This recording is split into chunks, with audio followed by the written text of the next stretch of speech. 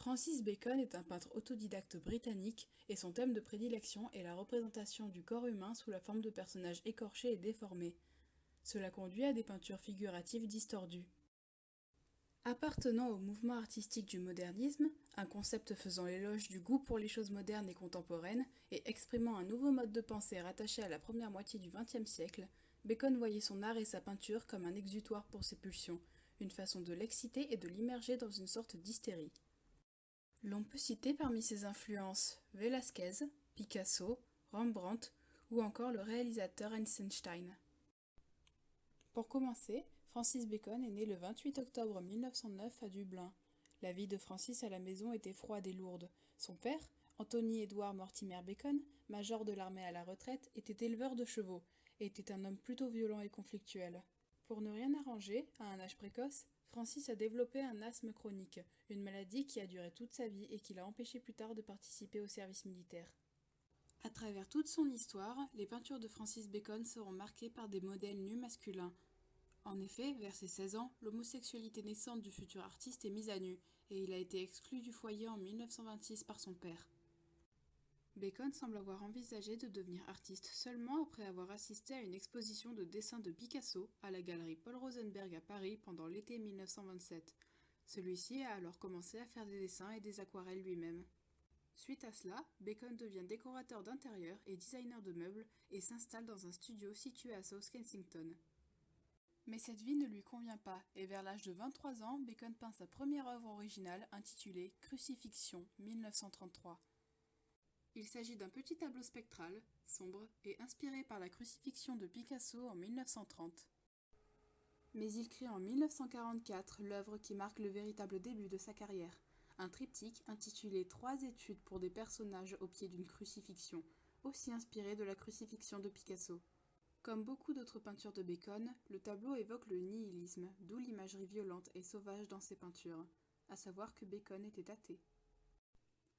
Le triptyque, pour Bacon, permet de donner beaucoup plus de force et donc beaucoup plus de sensations au tableau. Il permet également de donner un rythme, de faire passer la sensation à différents niveaux. Les tableaux sont séparés mais pas isolés, il y a une résonance entre eux. Concernant les influences de Francis Bacon, son expérience du Velázquez se résumait comme à son habitude à des reproductions, mais qui invitait l'artiste à prendre un tout autre chemin. L'on peut citer par exemple Tête 6, une peinture à huile sur toile. La figure sur cette image dérive d'un portrait du pape Innocent X par Diego Velázquez en 1650. Dans ce tableau, la peur et la tension que nous pouvons ressentir vient du fait que la tête est représentée mutilée, donc morte. On ne voit pas les yeux, à savoir la partie du corps qui dévoile le mieux la personnalité du sujet, et l'utilisation des couleurs sombres évoque la nuit, renvoyant à la peur et l'angoisse. La position des bras et les traits discrets, là, là, là, là, ici, là, et ici, déploient un cadre en forme de cage qui entoure le pape, mais introduit également un brossage vertical sur la surface du tableau, élément que Bacon a décrit comme un rideau. L'homme est pris au piège, hurlant dans un vide sans air, comme si sa voix ne pouvait pas sortir.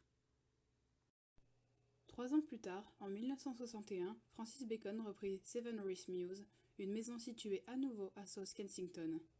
Au fil des années, le studio rempli de photographies déchirées, d'illustrations et de taches de peinture sur les murs, le sol et les portes est devenu le monde visuel de Bacon. Les photographies sont aussi devenues un moyen indispensable aux fins expressives de l'artiste. Par le biais de celles-ci, il pouvait saisir la vitalité de ses sujets tout en gardant une distance nécessaire. Au long de sa carrière, Bacon affine son style, délaissant les images de violence crues de ses débuts pour préférer peindre le cri plutôt que l'horreur, prenant que la violence doit résider dans la peinture elle-même et non dans la scène qu'elle montre. Aussi, la figure humaine en mouvement et la tension qu'elle provoque est un dictionnaire visuel indispensable pour Bacon, et les formes animales et bestiales sont également récurrentes dans ses œuvres. Nous pouvons citer plusieurs éléments picturaux récurrents chez Bacon. Le rôle du hasard dans les peintures de Bacon était important, car l'artiste acceptait les accidents dans sa peinture et jouait avec eux, des accidents liés au maniement du pinceau ou d'autres accidents prémédités, comme par exemple la projection de peinture. Bacon se veut peintre figuratif. Sa volonté est toujours de rejoindre la réalité, mais il souhaite emprunter des chemins différents de celle-ci. Aussi, la distorsion dans sa peinture se justifierait par cette volonté de réalisme. La sensation de présence du corps et la vie émanant du tableau est ainsi accentuée par le contraste entre la distorsion des figures et le naturalisme du décor. Le décor semble, dans les tableaux de Bacon, un élément visant uniquement à mettre en valeur le sujet principal. Il est la plupart du temps neutre, tandis que le sujet est figuré à coups de nombreux traits de peinture. Le motif par excellence pour Bacon est le portrait, et c'est le plus souvent dans un espace restreint qu'il le figure afin de le valoriser le plus possible, et par conséquent de glorifier l'œuvre. En conclusion, Francis Bacon meurt le 28 avril 1992 à Madrid et reste l'un des artistes les plus importants et les plus célèbres du XXe siècle, de par son style atypique et son approche particulière de la figure humaine. Sa vie restera marquée par divers drames, comme la mort de plusieurs de ses amants et amis, qui influenceront bon nombre de ses peintures.